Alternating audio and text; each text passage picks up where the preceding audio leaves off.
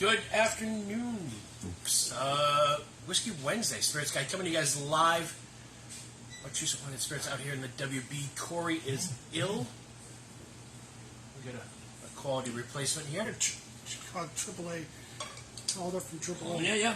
We made a call to the bullpen, and you showed up. It's awesome. So, yeah, thank you for doing this. Thanks for having me. We're going to have a little bit of fun today. I had this all plotted out for Corey, but we can run the same drill I'll try on and you. do my best to uphold his standard of excellence. Yeah, a couple of things. Thank you guys all for watching last week. Interview with Dan Dehart was awesome. Dan's a great guy.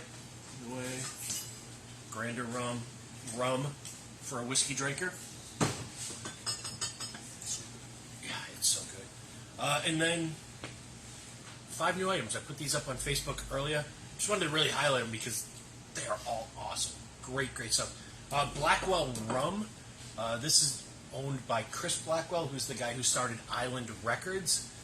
He also owns a estate in Jamaica called GoldenEye, which was built by Ian Fleming of James Bond. And Island Records, in case nobody knows, is a record label that signed Bob Marley and made him a global phenomenon, as well as some other bands. Chris Blackwell made a healthy little sum of money there. Also, GoldenEye, his estate, when Bourdain filmed his Jamaica episode down there, and there's a whole story behind what they were going through financially and battles with CNN. And in the beginning days of Bourdain, they weren't issuing receipts, and they weren't submitting petty cash things. Yeah.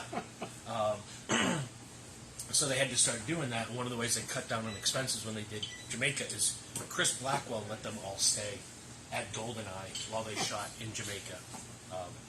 And the story is just unbelievable. Jamaican dark rum, actual Jamaican rum, so no sugar added, column still, pot still, all made at Ray and Nephew, which most people know was the overproof rum. New blended scotch in called the Deacon. Just love What a bottle. the diamond plate package. Blended scotch, little bit of peat in the blend, so it's got a little bit of smokiness to it. Not over the top, it's not Lafroig, Lagavulin. But again, it's just a brand that's trying to make scotch fun and approachable and affordable and accessible. So that is new. This absolute gem, the latest in the Jack Daniel's Bonded series, bottled in bond rye. So 4 years, 100 proof. It's pretty special. And is that going to be a permanent? Yeah, all the whole bonded line is all permanent. We just don't have any of the triple mash or the regular Jack right now, but this is in line with that. Under $50 for a specialty release for bottled in bond rye. And then these two fun. So we have the regular Gelston's already. It's like $25 for a blended Irish whiskey. Fantastic. This is the same team that puts out Whitney Neal Gin, which we've worked with for the past 3 or 4 years. So the gin, all the botanicals come from the South African side of the family. Johnny Neal's family was all in the whiskey business, so they got back into the Irish whiskey business. And this is a single pot finished in Pinot Noir barrels. Johnny Neal's cousin is Sam Neal. If you ever saw Jurassic Park, he was there. He wasn't there, he was acted in it. Yeah. He wasn't at the actual Jurassic Park. So, Sam Neal owns vineyards in New Zealand. He grows Pinot Noir. They use the barrels to age the Pinot Noir, and then they ship them up to Ireland to finish this whiskey. We're going to crack that off camera as well. Keeping it in the family. Mm-hmm. And then they do an Irish cream as well. So Irish whiskey at the base, cream liqueur, just a little bit of chocolate added to it. Absolute decadence. Perks you right up. And again, nice distinctive bottle. Yeah, great packaging. I love the bottle on this. And we're always trying to bring in new, interesting, different stuff. we'll be doing tastings on the Gelston stuff in the future as well. Now, Never boring. no, we have to keep it interesting. This came in last week. Did I taste you on this yet? You did. Well, we're going to taste it again. It's just sort of I'd forgotten, so that's good. just a little palate refresher. This is batch 3, Redwood Empire Bottled in Bond Bourbon. We got a couple of cases of this in. We are the #1 Redwood Empire account in the state. So we get the Bottled in Bond Bourbon, the Bottled in Bond Rye, and then the cask strength Bourbon Rye and Lost Monarch as well.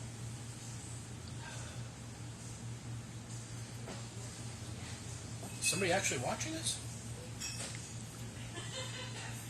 I would hope so. You should be watching this. I know.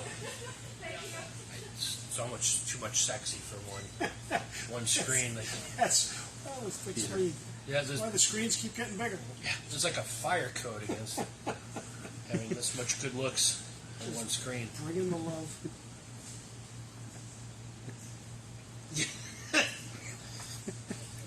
Peter Thomas for the win with the Aaron Rodgers joke. No, Corey is just sick. He didn't blow out his Achilles. But it's early in the game, so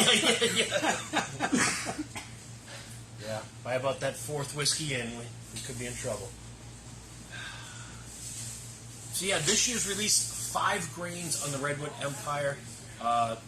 Corn, rye, wheat, barley, and triticale, which so few distilleries even use.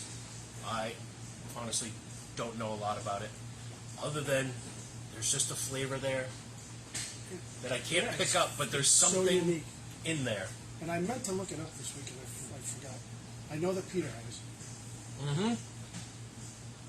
Yeah, I'll be waiting for Peter's comments on what triticale is. It's just... It has such a unique, like the finish to me is what really stands out. It's soft, it's elegant, and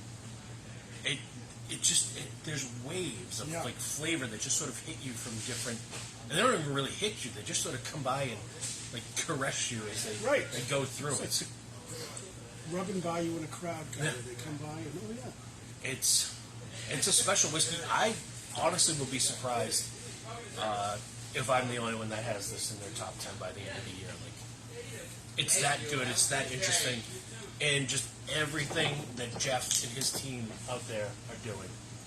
And just a nod to like his creativity and trying to keep, an annual release different. Yeah, because if you go Same back through the 3 years of their Bottled in Bond release, it's a different mash every year. So, and this is the first time I've seen 5 grain from them, but just everything they do is outstanding. And really, it's that you can taste the differences of each. I remember when we tasted batch 1 and 2 last year, back to back. Both delicious, but you could tell that there was a subtle difference between the two. He wasn't trying to make the same whiskey again. No, and if you want to learn about Jeff, scroll back on our Facebook page or go to the YouTube page for my conversation with Jeff Duckhorn from Redwood Empire. Awesome guy. Triticale is a wheat-rye hybrid developed in Scotland back in the late 1800s. And the whiskey has some of the spicy notes of the rye, but also a nice softness to it. Well, that's... Thank you for the win. God bless the Scots and Peter. Yes. All right. So let's get this off the table. Wedge it in there. And I have assembled a luxury tasting. You have indeed. 5 great whiskeys under 90. Okay. Not 90. Right up to 89.99. 5 great whiskeys under 90. And so we're going to blind taste them. First of all, you had no idea what you were even walking into. Correct. Let alone the tasting we're about to do. And we're just going to kind of weed them out. See if we can come up with one that we like. Now, for the folks watching at home, 90... Just is 90. that part of the... Okay. Yeah. I actually discussed this with Peter yesterday, so he's out there and he knows what's happened here.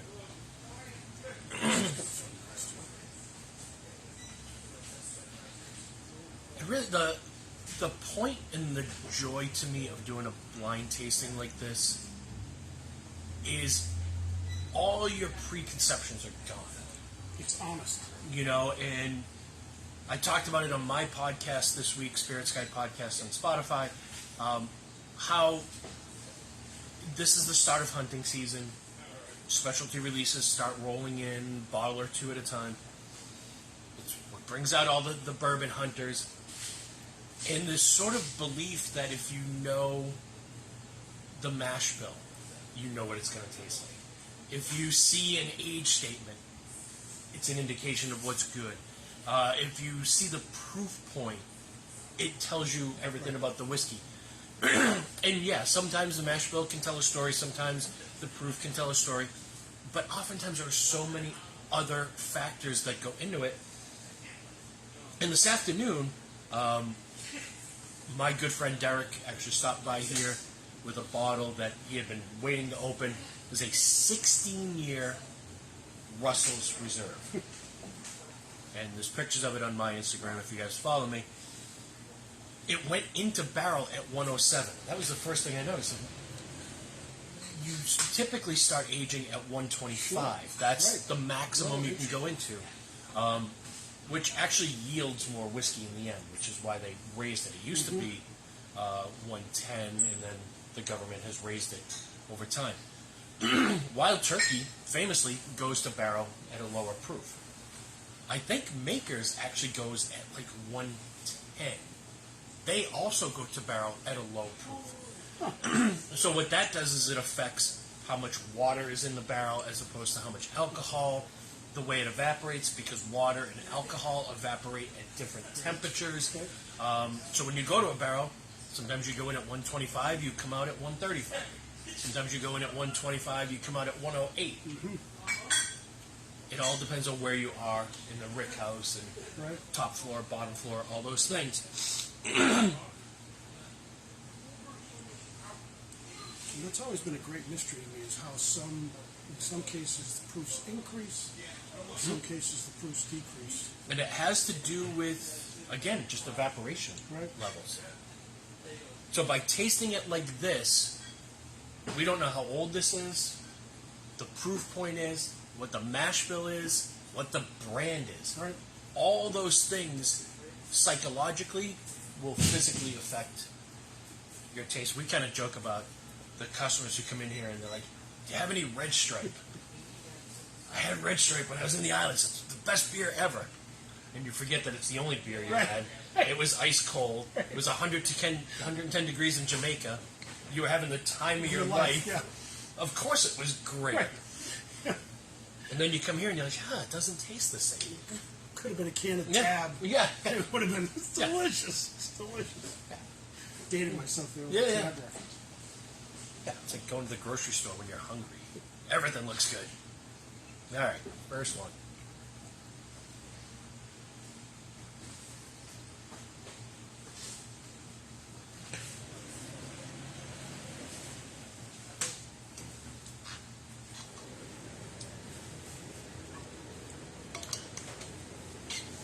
Soft, sweet, nice. Very drinkable. It's just very And just round and great flavor. full. Yeah. Yeah, the flavor just fills your mouth. I can't pick out any one trait that stands out, but the taste is wonderful. Yeah, we may go up and down this line once or twice. I get something on the nose. I thought was a little unusual. I can't put my finger on it. Unusual in a good way. Sometimes when I have glasses like this, like the air gets in there, and so a lot of times like I'll roll it so the whiskey will coat the glass. So if there's any sort of soapy residue or anything like that.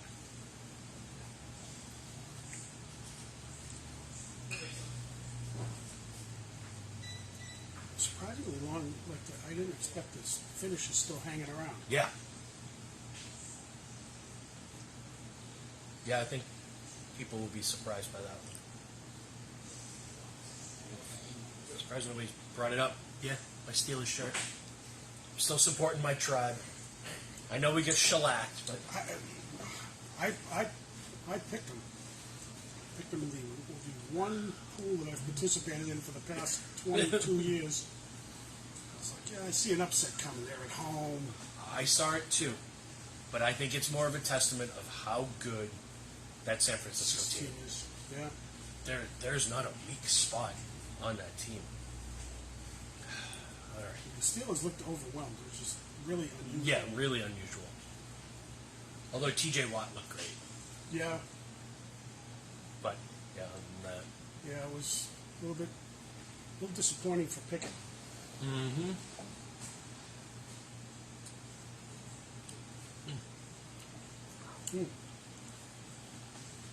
I like it more as I drink it now. Seems like it opens up nothing to fault in that. You know, Really nothing. number 2 for me.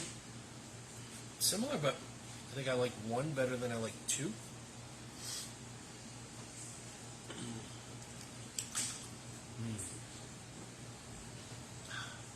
It's a good day to be drinking bourbon, too. With whatever God's wrath is happening outside the door out there. It's like spin the wheel. Let's see where it stops. Yeah.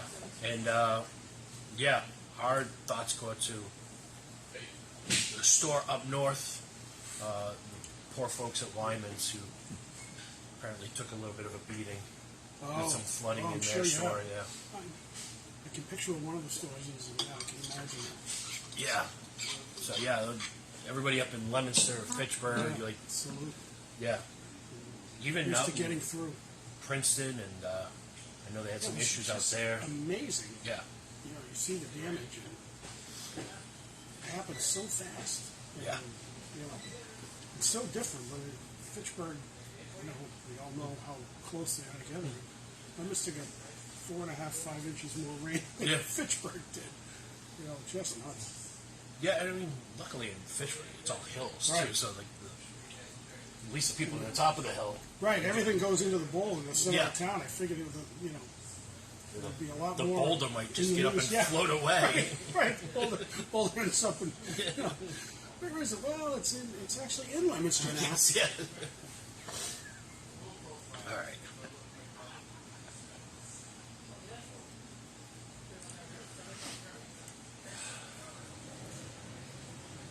Similar to, I like the finish better on Yeah, I'm with you. one, 2. I think I got 1 over 2. On to number 3.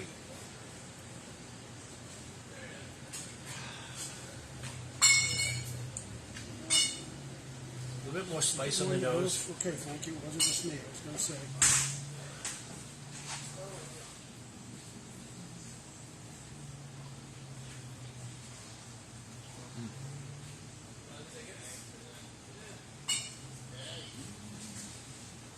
Talk about a big mouthful on that one. That's kind of boogie for a good Italian red. We're actually live on video right now.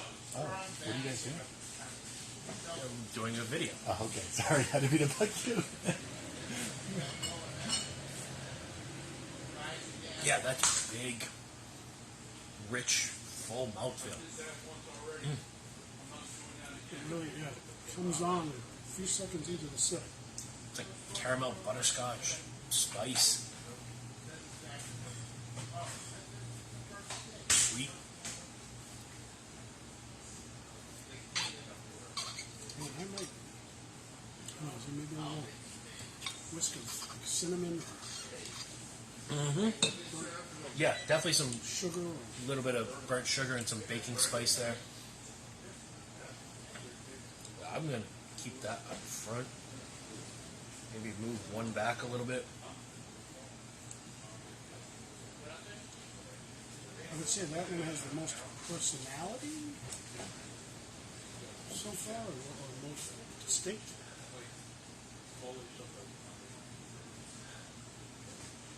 Not for, other than 1 and 2, which were kind of similar on the nose. Okay, yes, I would say.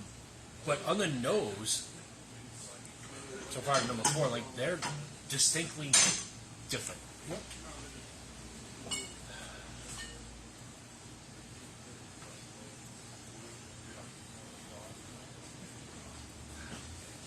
Again, good baking spice there. This I know is the wrong answer. This smells a little sweeter than 3. Yeah, I almost get like some cherry in there. Yeah, okay.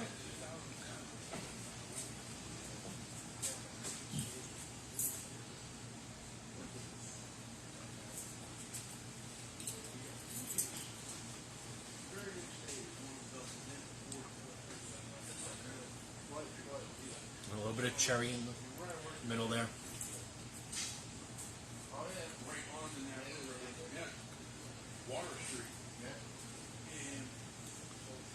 As good as 3, but a little bit bolder, a little bit spicier. Yeah. And it presents differently. Like 3 really sipped, and then it was like, hey, okay, this is Yeah, and 3 was Get them. like whole milk. It just right.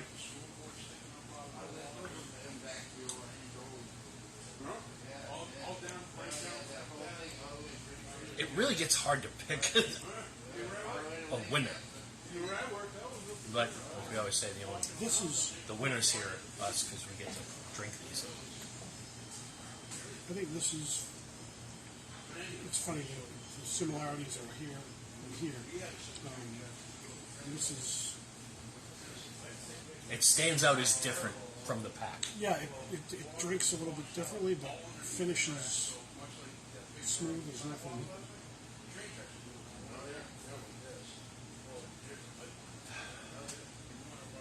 Almost want to go back and reverse. And this has got to be, for someone like yourself, really, this is your vocation, is tasting things with spirits. And there are so many good, there are good products out there that people don't recognize for all the wrong reasons. Because Yeah. they're looking for glitz, square, proof, this, that. Yeah, they're hunting the special stuff, and then we took a phone call last week. And by the way, I've said this a million times. I say it on my podcast all the time. If the question is like, what do you guys do with your allocated whiskeys? 1, we sell them because I wouldn't be able to keep the lights on if I just bought all this stuff from the distributor and then hid it in the back room Right. and didn't get any money back for it. So it's not like I don't want to sell it. Being said, there's a process that we have to go through and things that we have to buy and things that fill up the store that we have to do to get on the list to get these things. But the way you don't get it is by walking in, asking me if I have Blanton's, and then turning around and leaving without buying anything else, and I've never seen you before. The way you get it even less is by calling me up and asking me if I have any Weller because you just got into bourbon and you heard that Weller is good and it took you a year to find a bottle of Blanton's and now you want a bottle of Weller. This may or may not be a true story that happened. What I would suggest, start with the basic stuff. Because again, I can't keep the lights on by buying Pappy and then keeping it in the office. But by selling Pappy, it still doesn't keep the lights on. What keeps my lights on is selling Maker's Mark, Jack Daniels, selling Evan Williams, Jim Beam, Woodford Reserve, selling those bottles over and over, Redwood Empire. That's what keeps the lights on. Right. Selling one bottle of Old Rip, Yeah, it doesn't pay for anything. it doesn't pay for anything. It doesn't pay for the 15 cases of Wheatleys I've got sitting in the back room waiting to flush out. And honestly, if you've never had other things to compare them to, then Yeah. if you're new to the game, you shouldn't be looking for the stuff that's impossible to find. Yeah, you need a frame of reference. You need to. If you're just judging that it's good because everybody else tells you that it's good, that's it's not a way to go through life on anything, really. And I've certainly learned through you and others that you can't appreciate it until you know what makes a particular whiskey unique. Yeah, and I've talked about this before. People ask me, like, how do you get here? How do you learn to taste this? You know, when I started tasting was wine. That's how I kind of got in. And when I started tasting wine, I loved everything. Every wine I tasted was the greatest one. This is awesome. Right. And then you get to a point where you're like, whoa, this is really good. Wait a minute, that's not actually really good. And your palate acclimates. And then I started tasting whiskey the same way. Like, every whiskey I tasted, it's a yes, yes, yes. And even as my job as a buyer, like, people, okay, we'll try that. Sure. But it's not until you learn to say no, where you go like, wait a minute, there's a flaw in this. No, I don't need to carry every product. No, this isn't good. Then you can appreciate the things that actually are good. And when you have your everyday drinkers, and then you get a bottle of Happy like you had for a wedding, like, right. That's why that becomes interesting and good. And people forget, like, Weller. When we could get Weller all the time, nobody ever said, like, this is the greatest whiskey ever. Weller Special Reserve, you know, sat next to the, you know, the Old Crow and it was Old Granddad 80, all the classics, you know. I remember going into another store that was way down the street in Worcester, and them saying, like, hey, you should try this bottle. It's really good. It's like $20. It's a wheat whiskey. And it was Weller. And that's why we liked it, because it was $20 and it was really good. Yeah. Then it got really hard to find, and it became $60. Didn't get any better. Just got more expensive and harder to find. Yep. But that's why we all fell in love with Weller. It's why we fell in love with Glens, because it was $35, $40, and it was good. It had $120, yeah, and it had pretty horses. Had horses, yeah. But it hits $120. It didn't get twice as good. Right, exactly. It just got twice as expensive. Yeah. All right, last one.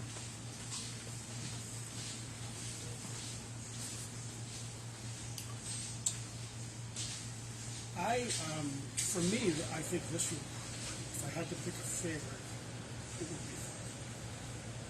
It's got the same cherry notes as this one, just a little bit more pronounced. And I get what I perceive to be as like more of like a caramelly, late in the sip, more caramel than I got any of the others. And I think what we've got here is like a bourbon for every profile. And for people like us, we just like the journey and taste everything, Right. and I like it all. But there's something here for every big, rich mouthfeel, the sweet sort of caramel corn, the spice, the cherry, the fruit, all different profiles we're hitting here. And there really is no, again, the big winners are us, because Absolutely. we get to drink these. Because none of these would you say, well, if I didn't have this again, it'd be fine. All delicious. No, and all of these bottles, by the way, are in my home bar. I keep all of these stock. My winner, that one for the flavor, that one for the mouthfeel. But really, it's 1A, 1A. I'd be hard to argue. I couldn't argue that. And I said up front, yeah. And this one, this, you kind of said that these, we found similarities with these. This just presented itself to me on my palate differently. Like there was sort of a couple seconds in delayed, like, hey, I'm here. That I found enjoyable. But yeah, I would go the same. I would say 5-3. And everything else is Yeah. tied for second. Yeah. This reminds me of kind of that Redwood Empire, of like It doesn't It's- bang into you. right. It just rubs against you in a crowd. It kind of hits a bunch of different spots. But the mouthfeel and how rich that is just beautiful. And this, Corey and I talk about it all the time. Sometimes you want to be reminded that you're drinking whiskey. Like it shouldn't all just be sweet and easy. Right. That one kind of There's a little bangs bit, up yeah. against you a little bit in a very, very good way. All right, so let's do the reveal. Yeah, I'm really curious. I'm not even going to turn around. Glass number 1 was Jim Beam. Jim Beam White Label. So the best bourbons under 90, we're going under 90 proof. To prove a point that just because it's below 90 Right. doesn't mean it doesn't have flavor. These are all loaded with flavor. They're all under 90. Beam is clocking in at 80. Glass number 2, Evan. Yeah. And that's just the black, not the small batch, not Right. the bottled and bond. Yep. I think they're clocking in at 86. And I have to be honest. I'm surprised. I'm a little surprised at the beam because I those were more similar than I would have expected them to be. But when you look at the proof and the price point, yeah, Yes, we have Livingston Taylor small batch. But we are all out of Eagle's Trace. that's correct. Now the third one, and this, But Rare Buffalo. Yes, you get Rare Buffalo. Yeah. number 3 was Four Roses. Four Roses may Okay. be the best 80 proof bourbon out there. The mouthfeel on that, how Yeah. big and rich and full that was at 80 proof, Right, it's crazy. hands down. And Four Roses, again, it's a little redundant, but for anybody who doesn't know, what makes Four Roses special is they have 10 different recipes or mash bills. It's basically 2 different mash bills with 5 different yeast strains. Yeah. And so when you see a single barrel and it's got like that OSED or Right. whatever, that all Yes, breaks what- down like which yeast strain, which distillery it was at, which one of the 2 high rye mash Yep. bills. But yeah, so that was number 3. OE and OB. Yeah. OB, OE. The 4th one, Wild Turkey. Now, Wild Turkey 101 is a gem as well, but this is just the 80. I have never had Wild Turkey before. So, clocks in at 81 proof. And again, the spice notes on that are spot on. And then number 5, any guesses? No. Old Forester. Okay. Old Forester 86. And again, there's 100 proof, but I really wanted to keep this all under 90 just to show how much flavor you can get under 90 proof. We omitted Benchmark, which is also Right. like 80 Absolutely, proof, yeah. but that's there. But I mean, those are 5 really good, affordable, available. And that's probably the most, to me, the proof thing, it drives it home. But the value, when you think about the cost of all 5 of those bottles, You're under $30 for all of them. right, and that's, that's less than, you're going to pay for that Blanton's you've been hunting for. Yeah. And, hoping to find. And you get way more enjoyment out of 5 bottles of that. Yeah, it's. I mean, it was nice to revisit that 86 and how much flavor that has for only 86 It's proof.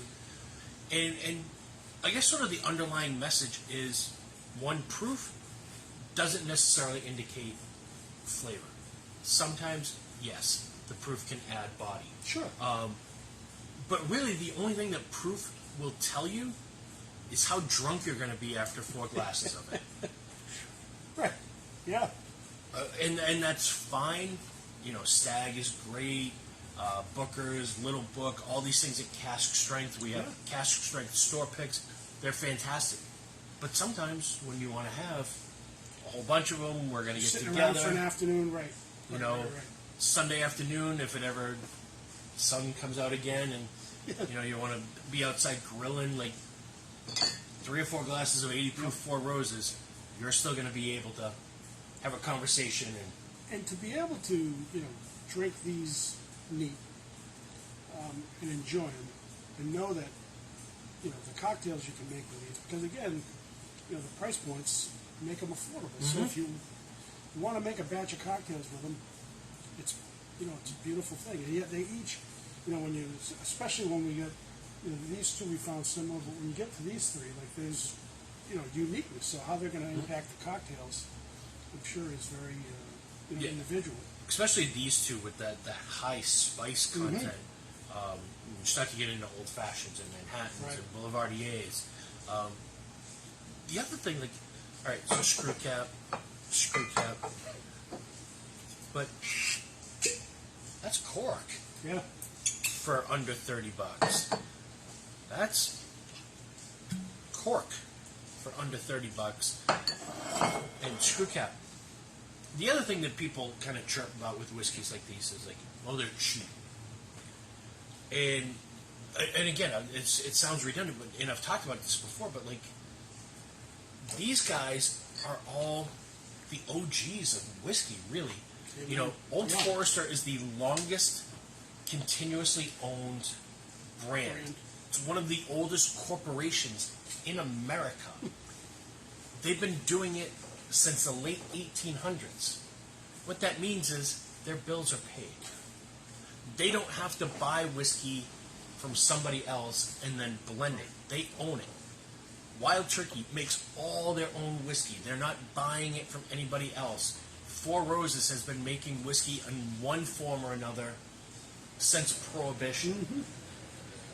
Same with Evan Williams. Same with Jim Beam. So, a lot of these newer brands that are really expensive, they're buying whiskey from Brown-Forman or from Jim Beam or Evan Williams. And they're paying full retail for those barrels to get them back. So by the time those brands hit the shelves, they're $40, $50 for a base model, whereas these guys, it's all in-house. They control everything. Brown-Forman has their own cooperage. Right. So they own the barrel making process. So again, like, talk about all these things that keep the costs down. And we were there, Peter was there with us.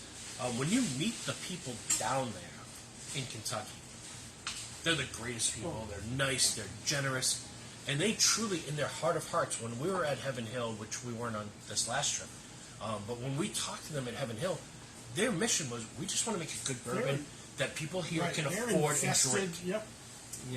They just want to put out a product that the people, the locals, which is everyman, which is why we haven't seen the Heaven Hill brand up here yet. It's on its way, but that brand was meant to be just in Kentucky for the locals in Kentucky to enjoy and be able to afford. You know what you're getting. You know there's a set standard of taste and quality, and it's affordable. And there's a reason why these 5 have been on the shelves for a long time. They're staples, and they will continue to be staples. So when you want to know how do I get the special stuff, buy more of this stuff. Yeah. Because the more of this that you buy, the more I get to order from my sales reps, which means when the specialty releases of Old Forester, Birthday Bourbon, Wild Turkey, Master's Keep, Four Roses, Small Batch Limited Edition, Evan Williams, which is the Elijah Craig European Oak Toasted Barrel, Jim Beam, Booker's, Baker's, Little Book, all that. I get that in the store because of these. And so that's how we work up. And I truly, if you can't, to me, and again, I'm a relative newbie still, if you can't appreciate these, then, you don't have a reference. The $200, I hunted everywhere for it. I finally got it. Thought it was lost on me because it's this is sort of the bedrock. Mm-hmm. You know, that all the others are built upon. And the last point I'll make, and then we'll let people get on with their watching the rain or whatever, is that sort of It's like fun. the sort of perception of like, well, I don't have the palate that Rich has, so it doesn't matter. And I've said this on my podcast. Here's what matters when you're buying whiskey. You buy it. Do you like it when you get home? Are you okay with the price you pay for it? That's it. Right. That's all that matters. You don't have to know what I know, or what Peter knows, or what you know, or what Corey. It doesn't matter. What matters is you buy this. Do you like it? Are you happy with what you paid for it? Would you buy it again? Right. And that Would you serve it is to your friends, to your guests? Yeah. So they- yeah. That's really all that matters. I know what I know because it's my job to know what I know, and I'm the same way that car guys get with their cars. They want to know every detail and every spec. That's what they do. Yeah. Can I not drive a car because I don't know how a carburetor works? Right. No. I have a car. I like Drive it. the heck out of that car, yep, and That's enjoy it, every you know? minute of it. You don't Yeah. have to be an expert to enjoy it. And that's it. We're going to continue to drink. And, yeah, we'll let you guys get on with your day. Thank you, brother. Thank you. Cheers. Cheers, man.